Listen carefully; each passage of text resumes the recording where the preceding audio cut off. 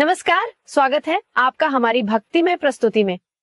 क्या कभी आपके साथ ऐसा हुआ है कि अचानक जीवन की स्थिति बदल जाती है और समझ नहीं आता कि ये सब क्या हो रहा है और क्यों हो रहा है? आपके साथ ऐसा शनिदेव की साढ़े साती के कारण भी हो सकता है। शनिदेव की साढ़े साती से बचने के लिए अचूक उपाय जानते हैं एक पौराणिक कहानी के माध्यम से। तो चलिए शनिदेव का आशीर्वाद लेकर कहानी को शुरू करते हैं। एक समय स्वर्गलोक में सबसे बड़ा कौन के प्रश्न को लेकर सभी देवताओं में वाद विवाद प्रारंभ हुआ और फिर परस्पर भयंकर युद्ध की स्थिति बन गई। सभी देवता देवराज इंद्र के पास पहुंचे और बोले, हे देवराज, आपको निर्णय करना होगा कि 9 ग्रहों में सबसे बड़ा कौन है। देवताओं का प्रश्न सुनकर देवराज इंद्र उलझन में पड़ गए और कुछ देर सोचकर बोले, हे देवगणों, मैं इस प्रश्न का उत्तर देने में असमर्थ हूँ। पृथ्वीलोक में उज्जैनी नगर में राजा विक्रमादित्य का राज्य है। हम राजा विक्रमादित्य के पास चलत है क्योंकि वह न्याय करने में अत्यंत लोकप्रिय है। उनके सिंहासन में अवश्य ही कोई जादू है कि उस पर बैठकर राजा विक्रमादित्य दूध का दूध, पानी का पानी अलग करने का न्याय करते हैं। देवराज इंद्र के आदेश पर सभी देवता पृथ्वीलोक में उज्जैनी नगरी में पहुंचे। देवताओं के आगमन का समाचार सुनकर स्वयं राजा विक्रमादित्य ने उनका स्वागत किया। महल में पहुंचकर जब देवताओं ने उनसे अपना प्रश्न पूछा तो राजा विक्रमादित्य भी कुछ देर के लिए परेशान हो उठे, क्योंकि सभी देवता अपनी अपनी शक्तियों के कारण महान शक्तिशाली थे। किसी को भी छोटा या बड़ा कह देने से उनके क्रोध के प्रकोप से भयंकर हानि पहुंच सकती थी। तभी राजा विक्रमादित्य को एक उपाय सूझा और उन्होंने विभिन्न धातुओं स्वर्ण, रजत, कांसा, तांबा, सीसा, रांगा, जस्ता, अभ्रक व लोहे के 9 आसन बनवाए। धातुओं के गुणों के अनुसार सभी आसनों को एक दूसरे के पीछे रखवाकर उन्होंने देवताओं को अपने अपने सिंहासन पर बैठने को कहा। सब देवताओं के बैठन एक के बाद राजा विक्रमादित्य ने कहा, आपका निर्णय तो स्वयं हो गया। जो सबसे पहले सिंहासन पर विराजमान है वही सबसे बड़ा है। राजा विक्रमादित्य के निर्णय को सुनकर शनि देवता ने सबसे पीछे आसन पर बैठने के कारण अपने को छोटा जानकर क्रोधित होकर कहा, राजन, तुमने मुझे सबसे पीछे बैठकर मेरा अपमान किया है। तुम मेरी शक्तियों से परिचित नहीं हो। मैं तुम्हारा सर्वनाश कर दूंगा। सूर्य एक राशि पर 1 महीने, चंद्रमा सवा 2 दिन, मंगल 1.5 महीने, बुध और शुक्र 1 महीने, बृहस्पति 13 महीने रहते हैं, लेकिन मैं किसी राशि पर 7.5 वर्ष रहता हूँ। बड़े बड़े देवताओं को मैंने अपने प्रकोप से पीड़ित किया है। राम को 7.5 के कारण ही वन में जाकर रहना पड़ा और रावण को 7.5 के कारण ही युद्ध में मृत्यु का शिकार बनना पड़ा। उसके वंश का सर्वनाश हो गया। राजा, अब तू भी मेरे प्रकोप से नहीं बच सकेगा।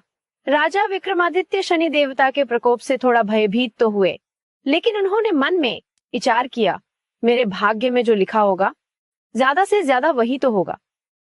फिर शनि के प्रकोप से भयभीत होने की आवश्यकता क्या है। उसके बाद अन्य ग्रहों के देवता तो प्रसन्नता के साथ वहां से चले गए, लेकिन शनिदेव बड़े क्रोध के साथ वहां से विदा हुए। राजा विक्रम आदित्य पहले की तरह ही न्याय करते रहे। उनके राज्य में सभी स्त्री पुरुष बहुत आनंद से जीवन यापन कर रहे थे। कुछ दिन ऐसे ही बीत गए। उधर शनि देवता अपने अपमान को भूले नहीं थे। विक्रमादित्य से बदला लेने के लिए एक दिन शनिदेव ने घोड़े के व्यापारी का रूप धारण किया और बहुत से घोड़ों के साथ उज्जैनी नगरी में पहुंचे। राजा विक्रमादित्य ने राज्य में किसी घोड़े के व्यापारी के आने का समाचार सुना तो अपने अश्वपाल को कुछ घोड़े खरीदने के लिए भेजा। अश्वपाल ने वहां जाकर घोड़ों को देखा तो बहुत खुश हुआ, लेकिन घोड़ों का मूल्य सुनकर उसे बहुत हैरानी हुई। घोड़े बहुत कीमती थे। अश्वपाल ने जब वापस लौटकर इस संबंध में बताया तो राजा ने स्वयं आकर एक सुंदर व शक्तिशाली घोड़े को पसंद किया। घोड़े की चाल देखने के लिए राजा उस घोड़े पर सवार हुआ तो वह घोड़ा बिजली की गति से दौड़ पड़ा। तेजी से दौड़ता हुआ घोड़ा राजा को दूर एक जंगल में ले गया और फिर राजा को वहां गिराकर जंगल में कहीं गायब हो गया। राजा अपने नगर को लौटने के लिए जंगल में भटकने लगा, लेकिन उसे लौटने का कोई रास्ता नहीं मिला। राजा को भूख प्यास लगाई। बहुत घूमने पर उसे एक चरव आहा मिला।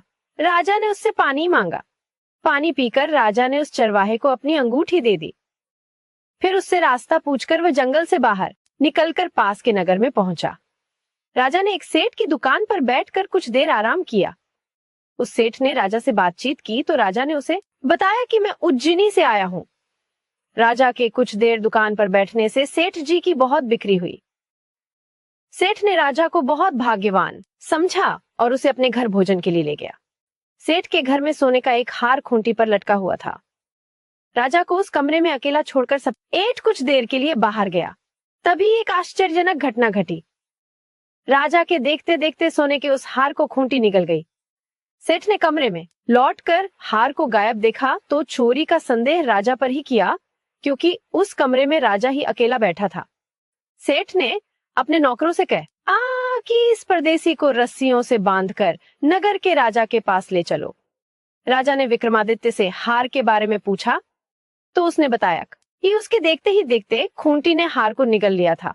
इस पर राजा ने क्रोधित होकर चोरी करने के अपराध में विक्रमादित्य के हाथ पांव व काटने का आदेश दे दिया। राजा विक्रमादित्य के हाथ पांव काटकर उसे नगर की सड़क पर छोड़ दिया गया। कुछ दिन बाद एक तेली उसे उठाकर अपने घर ले गया और उसे अपने कोल्हू पर बैठा दिया। राजा आवाज देकर बैलों को हाँकता रहता। इस तरह तेली का बैल चलता रहा और राजा को भोजन मिलता रहा। शनि के प्रकोप की 7.5 पूरी होने पर वर्षा ऋतु प्रारंभ हुई। राजा विक्रम आदित्य एक रात मेघ मल्हार गा रहा था कि तभी नगर के राजा की लड़की राजकुमारी मोहिनी रथ पर सवार उस तेली के घर के पास से गुजरी। उसने मेघ मल्हार सुना तो उसे बहुत अच्छा लगा और दासी को भेजकर गाने वाले को बुला लाने को कहा। दासी ने लौटकर राजकुमारी को अपंग राजा के बारे में सब कुछ बता दिया। राजकुमारी उसके मेघ मल्हार पर बहुत मोहित हुई थी, अतः उसने सब कुछ जानकर भी अपंग राजा से विवाह करने का निश्चय कर लिया। राजकुमारी ने अपने माता पिता से जब यह बात कही तो वे हैरान रह गए। राजा को लगा कि उसकी बेटी पागल हो गई है। रानी ने मोहिनी को समझाया, बेटी टोट, मैं तो किसी राजा की रानी होना लिखा है, फिर तू उस अपंग से विवाह करके अपने पांव पर कुल्हाड़ी क्यों मार रही है। राजा ने किसी सुंदर राजकुमार से उसका विवाह करने की बात कही, लेकिन राजकुमारी ने अपनी जिद नहीं छोड़ी। अपनी जिद पूरी कराने के लिए उसने भोजन करना छोड़ दिया और प्राण त्याग देने का निश्चय कर लिया। आखिर राजा रानी को विवश होकर अपंग विक्रमादित्य से राजकुमारी का विवाह करना पड़ा। विवाह के बाद राजा विक्रमादित्य और राजकुमारी तेली के घर में रहने लगे। उसी रात सपने में शनिदेव ने राजा से कहा, राजा तुमने मेरा प्रकोप देख लिया, मैंने तुम्हें अपने अपमान का दंड दिया है। राजा ने शनिदेव से क्षमा करने को कहा और प्रार्थना की, हे शनिदेव, आपने जितना दुख मुझे दिया है अन्य किसी को न देना। शनिदेव ने कुछ सोचते हुए कहा, राजा मैं तेरी प्रार्थना स्वीकार करता हूँ। जो कोई स्त्री पुरुष मेरी पूजा करेगा, शनिवार को व्रत करके मेरी कथा सुनेगा, उस पर मेरी अनुकंपा बनी रहेगी, उसे कोई दुख नहीं होगा।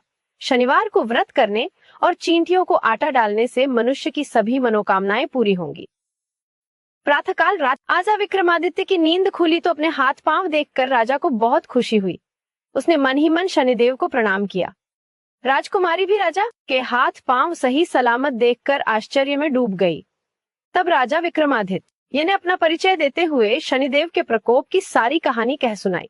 सेठ को जब इस बात का पता चला तो दौड़ता हुआ तेली के घर पहुंचा और राजा के चरणों में गिरकर क्षमा मांगने लगा। राजा ने उसे क्षमा कर दिया, क्योंकि यह सब तो शनिदेव के प्रकोप के कारण हुआ था। सेठ राजा को अपने घर ले गया और उसे भोजन कराया। भोजन करते समय वहां एक आश्चर्यजनक घटना घटी। सबके देखते देखते उस खूंटी ने वह हार उगल दिया। सेठ जी ने अपनी बेटी का विवाह भी राजा के साथ कर दिया और बहुत से स्वर्ण आभूषण, धन आदि देकर राजा को विदा किया। राजा विक्रमादित्य राजकुमारी मोहिनी और सेठ की बेटी के साथ उज्जैनी पहुंचे तो नगरवासियों ने हर्ष से उनका स्वागत किया। उस रात उज्जैनी नगरी में दीप जलाकर लोगों ने दिवाली मना। अगले दिन राजा विक्रमादित्य ने पूरे राज्य में घोषणा करवाई, शनिदेव सब देवों में सर्वश्रेष्ठ हैं। प्रत्येक स्त्री पुरुष शनिवार को उनका व्रत करें और व्रत कथा अवश्य सुने। राजा विक्रमादित्य की घोषणा से शनिदेव बहुत प्रसन्न हुए। शनिवार का व्रत करने और कथा सुनने के कारण सभी लोगों की मनोकामनाएं शनिदेव की अनुकंपा से पूरी होने लगी। सभी लोग आनंद पूर्वक रहने लगे। आपको कैसे पता चलेगा कि आप पर शनिदेव की साढ़े साती चल रही है? जैसे मानसिक तनाव और अकेलापन, रिश्तों में खटास, स्वास्थ्य समस्याएं विशेषकर पैरों और हड्डियों से संबंधित आदि। शनिदेव की कृपा पाने और उनके अशुभ प्रभाव को कम करने के लिए ये उपाय किए जाते हैं। शनिवार का व्रत रखना और गरीबों तथा जरूरतमंदों की मदद करना। काले तिल, उड़द की दाल, सरसों का तेल, काला कपड़ा, लोहा आदि का दान करना। शनिवार को पीपल के वृक्ष के नीचे सरसों के तेल का दीपक जलाना और परिक्रमा करना। शनिदेव की पूजा करते समय उनकी आंखों में सीधे न देखें। तांबे के बर्तनों का उपयोग न करें। हनुमान चालीसा और सुंदरकांड का पाठ यह शनि के प्रकोप को शांत करने का सबसे सरल उपाय है। गरीबों, मजदूरों और जरूरतमंदों की मदद करें। और शनि निचली जाति का प्रतिनिधित्व करता है और अपना आचरण सुधारे, जैसे किसी का अपमान न करना, झूठ न बोले, मेहनत करे।